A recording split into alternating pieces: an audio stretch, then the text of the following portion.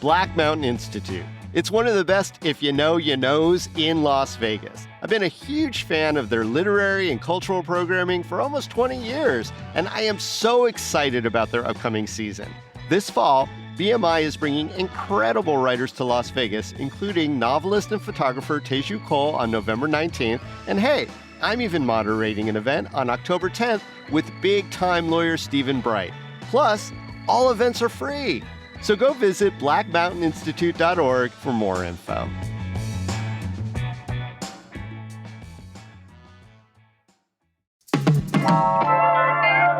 We're heading into September, the will it or won't it of Las Vegas weather. Will we be able to go outside again? Or will it be another month of sitting inside in the air conditioning? At least for me. Today on CityCast Las Vegas, I'm with artist Brent Holmes and my co-host David Figler, and we've got all the tips and the best events to help you transition to fall. It's Wednesday, August 28th. I'm Sarah Lohman, and here's what Las Vegas is talking about.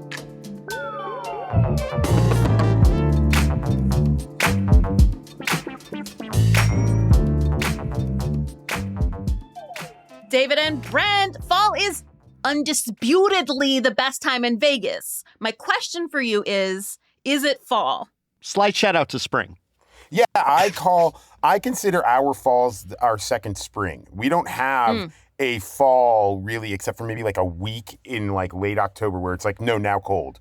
That's a good point. It's like things are going to start being green again in the fall as opposed to like dying for winter. Yeah. Yeah, I mean, it's like a blooming season. So it's pretty incredible actually outside and you get the allergies and all the other joy of a spring. I call it faux fall because it's changing, but summer still has its fiery fingers around your ankles holding you steady in that zone. So, until Halloween/Nevada Day comes around, I don't really feel fall, but I want to feel fall. So it's faux fall.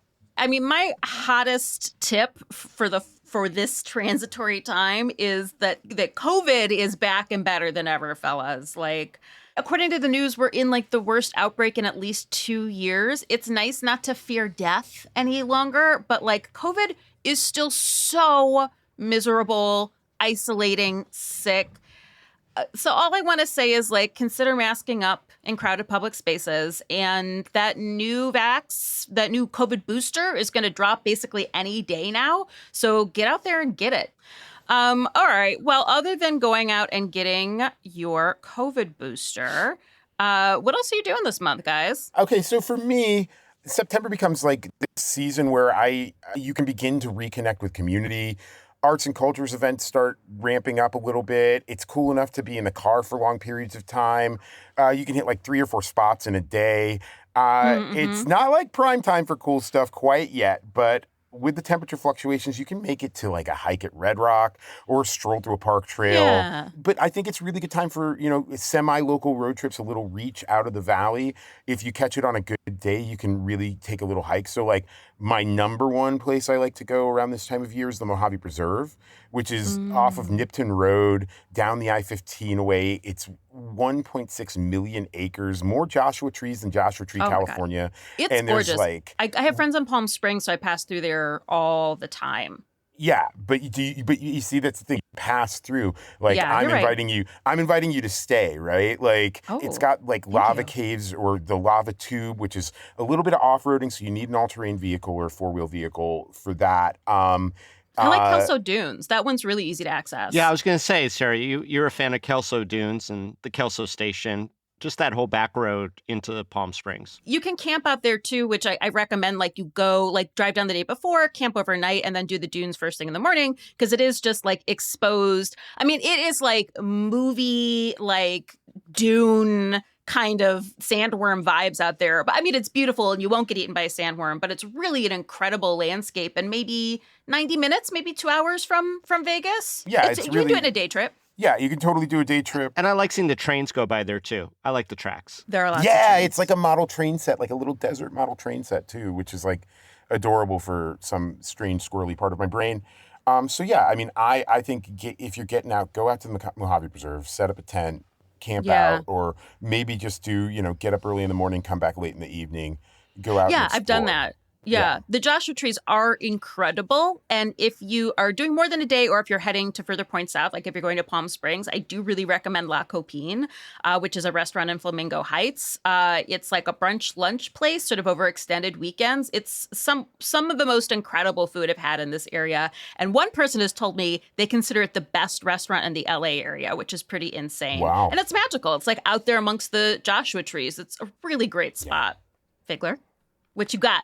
What you doing? Well, September to me is when, the festival season starts, and I often will scan them looking and seeing if there's anything I want to see at like iHeartRadio or whatever. It used to be Life is Beautiful, right? It's the first year without now. Yeah, what's the replacement? The block party thing? Yeah, the big block party, what I'm calling Life is Beautiful Light. The big headliner for me on that one is LCD Sound System. LCD Sound System is a band that I have liked for a very long time and is on my bucket list to see. They went away for a little bit. They came back. I was actually... Okay, that was my question. I remember in college, like him, when I was in college, him being like, I'm 38, that's too old to be a musician. And then I feel like a couple years later, he's back. So it turns out 38 was not too old. Well, good old James Murphy. Yeah. We don't have to lay down and die at 38. Yeah, well, they were going to do a residency over at the Shrine Auditorium and the Hollywood Palladium, and I was looking at it, and I was like, oh, I got to schlep and hassle and figure out time away to go do that. And here they are right downtown. It's going to be on the plaza grounds.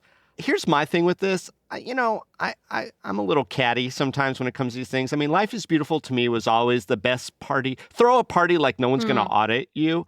And so, I don't think it ever made money, which was never the point. And it was expensive for a lot of people. But I want to see now that Rolling Stone and company own Life is Beautiful, what they're going to do with it. Like if it's going to have any of the fun vibes, any of the outrageous sort of like over the top stuff that Life is Beautiful sort of embraced, how that venue feels. It's nice they didn't skip it. Can I say that? Because it's like it is a transition time period. So I'm glad that they're still doing something this year as opposed to just like... They're doing something, although it is very electronic music forward. And I do appreciate Justice, which is another band on the bill. LCD is really kind of my come and go band. I don't know that any of the others have captured my attention, though I'm always willing to listen to new music. But, I want to see how the fairgrounds work for this kind of stuff. And I also want to predict if Life is Beautiful is going to be back again. So that's my intel gathering. So that's going to be my fun for September. That's September 27th and 28th. I'm curious because I had this honest thought on a recent drive to LA. Am I too old to go to festivals? Here's why I ask, because also the iHeartRadio Festival is coming up this month. I think it's the 21st. I mean, it was always the competitor for Life is Beautiful. At some point, they were doing them the same time, which never made sense. But I looked at that one. Dua Lipa looks fun, but I don't know that I want to hit that crowd. Okay, I don't know. This is my question. Okay, the 20th and September 20th and 21st. And it's indoor, which is cool. Which is nice. Yeah. I mean, Camila Cabello, Doja Cat, Hozier. So I'm considering going because I really love these artists, but it's been a long time since I've been to like a 2-day festival. I mean, Sarah, let's put this into perspective. This is an indoor festival in Las Vegas. You're going to get in your car, you're going to park and valet, you're going to go into the concert, you're going to go home. This is or not... rideshare. Yeah, or rideshare, or whatever you're going to do. This is not the same thing. So, I mean, I don't think your age should prevent it. And if you feel passionate about the musicians, I mean, I think you should be going to festivals until you're 95, maybe 100. You live that long. I mean, that's why Life is Beautiful was different, because it was it took over downtown. It took over huge swaths of land, and there was lots of different things that were there to stimulate you. So this is very different. I just like to be able to pee whenever I want, honestly. That's what it comes down to. Quite important. Yes. Quite important. I hate like waiting to pee. It's the other side of staying hydrated. Exactly. And I like staying hydrated. It's the part no one ever talks about. So for me, this time of year, I always feel like I like to empty out my closet because I feel like moving to a new season. Some of my clothes, tend to wear things until there's holes in them. And, then they go to Savers or whatever. But this year's Savers don't want your holy clothes. I know. Give the good stuff before it gets there. The really bad stuff, I turn into rags. I do try to be like really ethical in my clothing ways. The decent stuff that I'm just not feeling or is just not fitting goes to Savers. But actually, I've got a better place to go, especially as opposed to buying new clothes. So currently there is a store called Dizzy and Naked Vintage, which is located inside Gather House, which is next to Ferguson's. And also on September 21st, they're doing a clothing swap. You register, you drop off your clothes, and then you pick out new clothes. I love a clothing swap. I used to, at a former workplace, we did a clothing swap twice a year. And during those years, I never bought new clothes. And it was funny because sometimes you would like take something for 6 months and then return it to the next clothing swap. And it just kept passing on to the community. It felt amazing. I got really good clothes and it was all totally, totally free. So I'm Gather going House. to go. That's the old writer's block, FYI. Oh, is it? Yeah, okay. it is. Yeah. Gather House, yeah, Dizzy Naked Vintage, September 21st. I do believe it's all free. You just have to bring clothes. Oh, and then anything that's left over is going to a local charity, to a local women's shelter. That's great. Great. So yeah, that's what I'm gonna do for my fall wardrobe as opposed to a purchasing.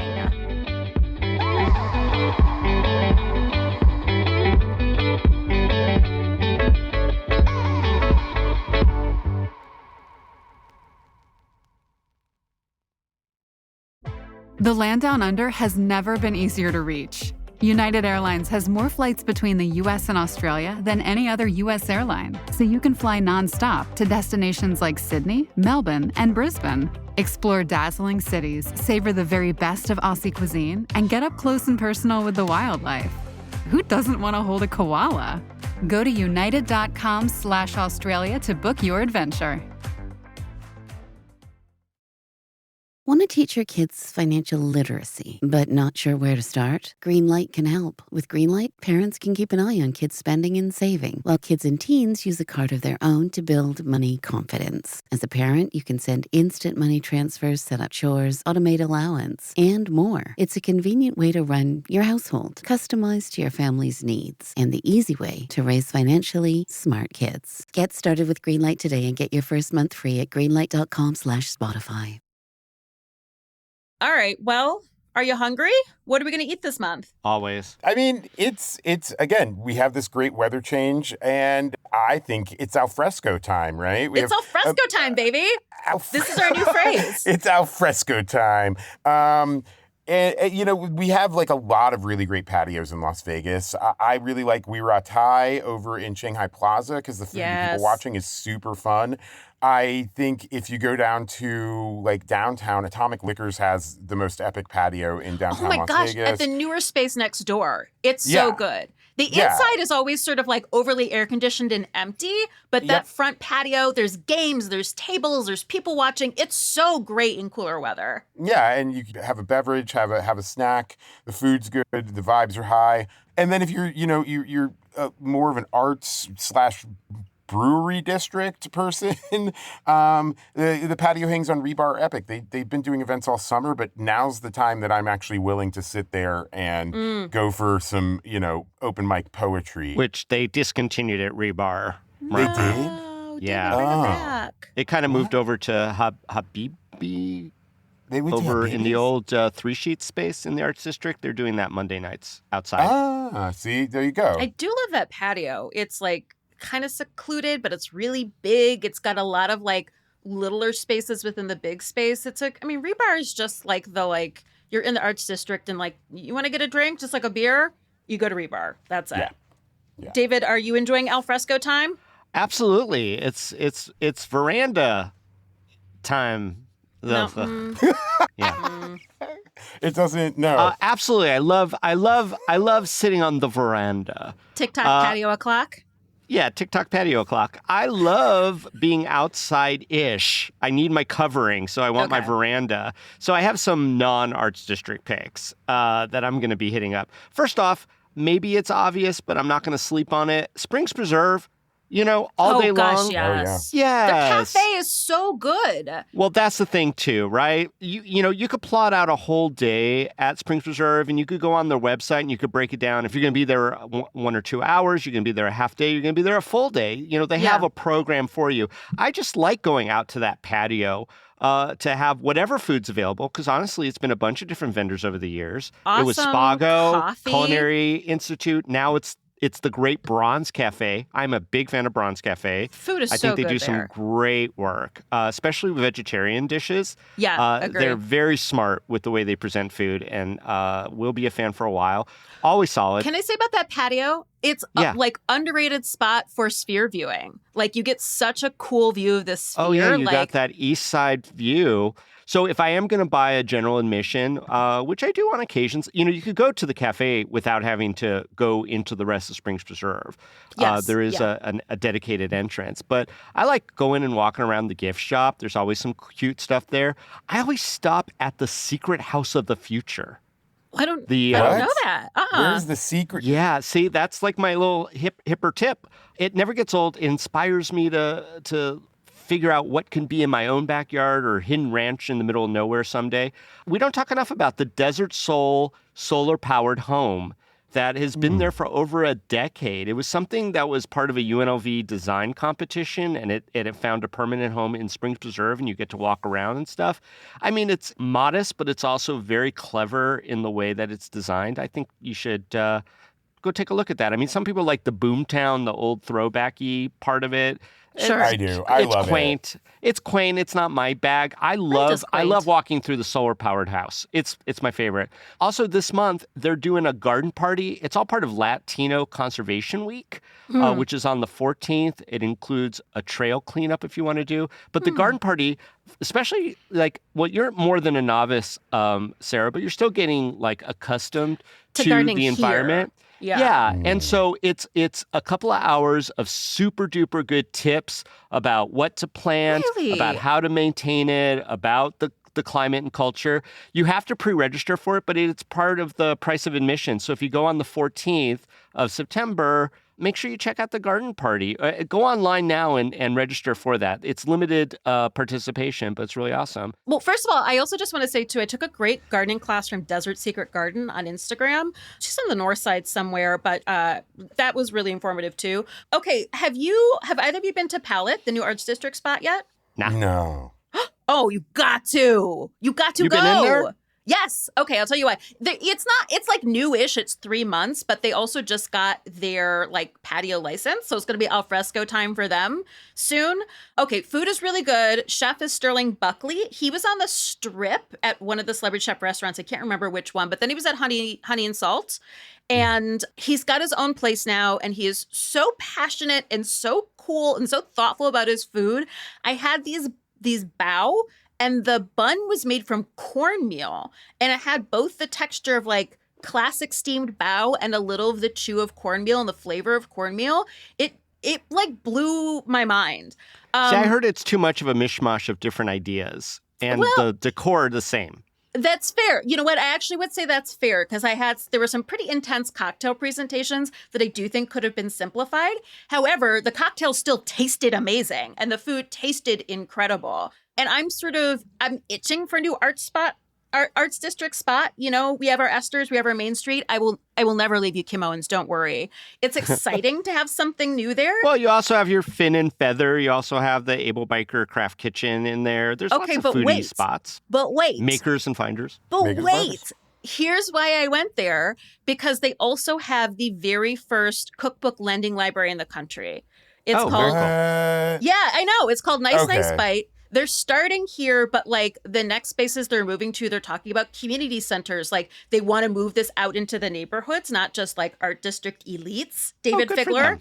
them. And then eventually all over the country. And so basically it is a true checkout system. Wait, I'm still being offended by that comment. Sorry. But keep going, Sarah. That's No, it's fine. That's fine. You can either just be in the restaurant. It has its own little cozy corner, and you can sip a cocktail and order some food and just look through the books. Or actually, I should say, I donated my books. So if you want to go read them a chapter at a time, you can go I might read. donate some books. We have some books that are gathering a little bit of dust. We have a lot of cookbooks in our house. And they do accept donations. Of course, they prefer current hot. They just really believe that access to culinary education should be for everybody. That's why they started this.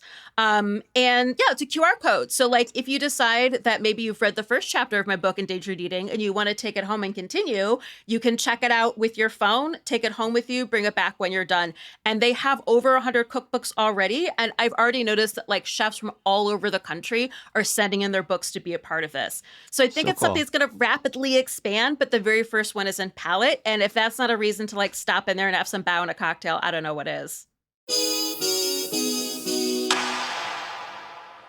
All right, we wrap up with our kicker.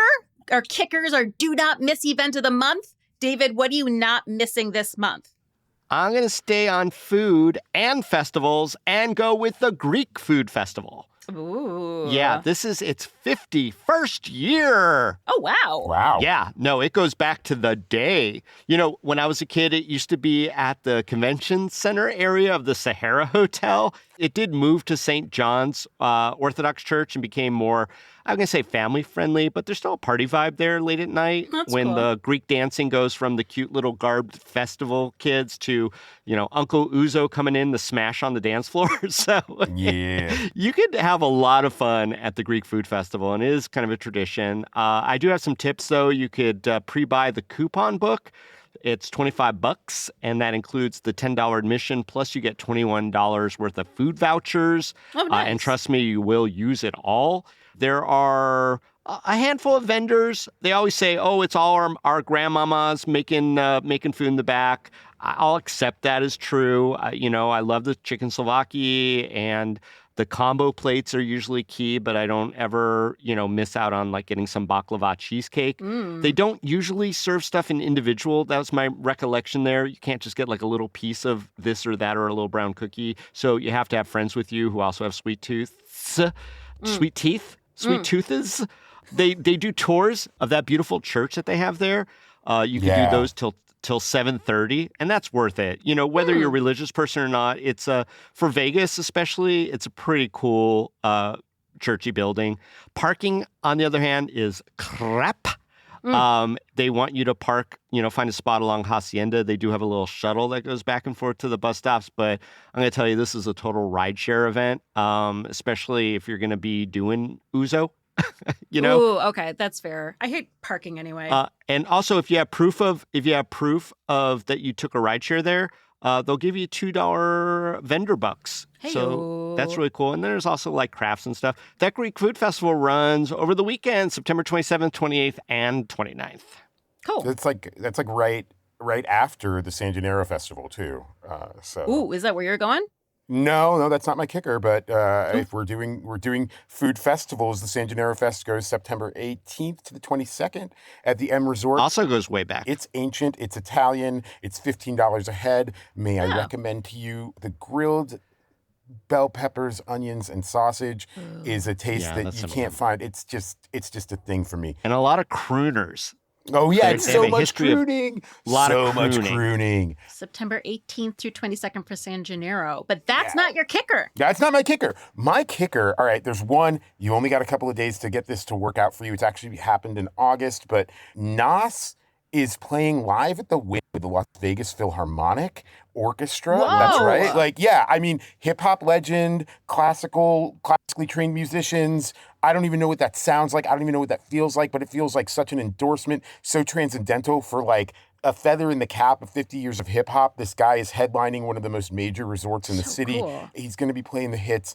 It's gonna be dope as hell. Like, come on, man, how are you gonna miss that? So he's got one date in September 1st, and if you can get tickets, if you can get in, it's gonna be. It's like one of the most irresistible performances happening in Las Vegas. My other choice, a little later in the month, and it'll be going pretty steadily, would be Louis Villarico's Pesto Nido, which is, if you don't know Louis Villarico's art, you've seen it. He's done major art for Clark County, for the city of Las Vegas. You can see his large-scale sculptures all over downtown, up at the the Aviators baseball field. He's the one that did the giant baseball hand. He's an incredible and prominent artist in Las Vegas, and he's doing his first solo exhibition, which is going to sort of be a retrospective over at New Woo Art Gallery. And, we're going to have that art mixer vibe. You can get a little embedded with the arts community, but you're also going to get to see somebody that's had an effect on the overall look and feel of the city and look at how their work has evolved and what they're doing now. And I think that that's really special and important. And he's just an incredible guy and an incredible artist. That's my don't miss for September 7th. But then you'll be able to go to the exhibition all throughout the month of September, I believe. But check New Woo's website for like openings or the actual events. Check their Instagram, whatever. There'll probably be an artist talk that hasn't been scheduled yet. But the opening night is September 7th. So that would be what I'm gonna not miss, right? Yeah. Okay. So my kicker is also eating. It's Picnic in the Alley, which is also September 21st. It's going to be a very busy day for me, I guess. So Picnic in the Alley is a 100% women curated Epicurean event. There is what they're calling the chat room, which has all kinds of like speakers in it that you can see. There is food and drink, and it's all sort of under one ticket price. You eat, you drink, you listen to people. The only thing that's outside of that is the vendors. There's going to be tons of vendors. So, I don't think the space has been announced, but some of our faves are going to be there. Kim Owens, she's going to be there. Main Street Provisions, Gemini Stevens, one of our contributors, is going to be there. Also, Nice Bite, actually. The cookbook library is going to be there selling cookbooks as well.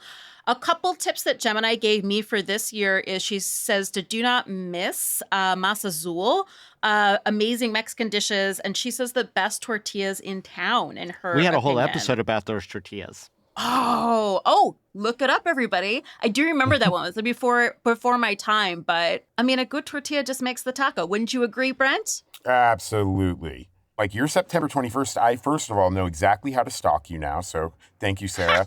And you're going to be in that great corner, may I recommend, ending your evening on the patio of Atomic Liquors, since it's all within that like 1 block radius downtown. It was really exciting to do this today because I feel like Vegas is coming back to life. It's been a long, hot summer, but there's so many like exciting things to look forward to in September. So thank you, Brent. Thank you, David. Thank you, Sarah. Good times.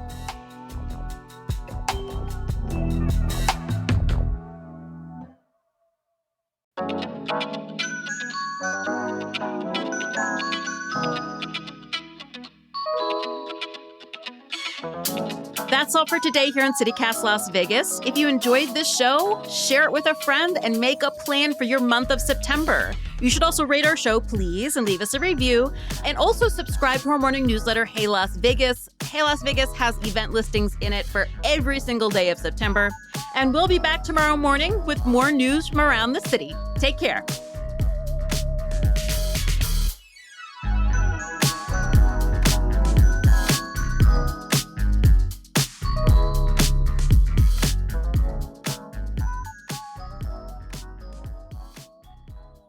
Near Murder Mart. And of course, go into Stop. Murder Mart. We don't like calling places like that. But it's Murder Mart. Which, is that the 7-Eleven? No. It's the little bodega that's It's on the the corner bodega. of 11th and Fremont. It is Oh, a yeah. post-ironic loving name. This isn't an aspect of condescension.